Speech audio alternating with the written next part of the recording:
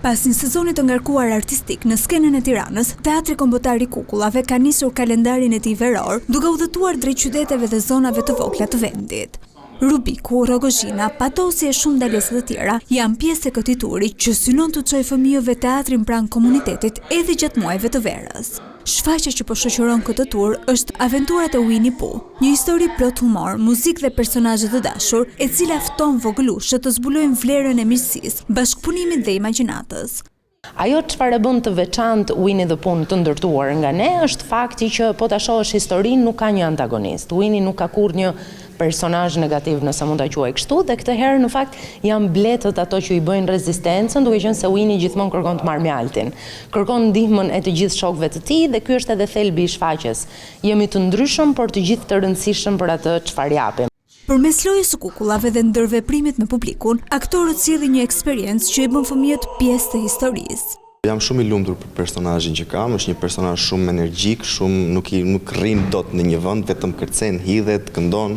Shfaqja ka shumë ritëm, ka shumë kërcim, ka shumë këngë, kështu që mendoj se do ketë një interaktivitet shumë të mirë me fëmijët.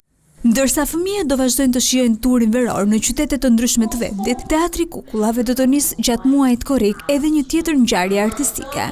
Këtë fundjavë në skenë do të ngjitet premiera absolute e dramës Jerma, duke dëshmuar se repertori i teatrit këtë verë shtrihet nga bota magjike e fëmijëve deri tek veprat më të rëndësishme të dramaturgjisë botërore.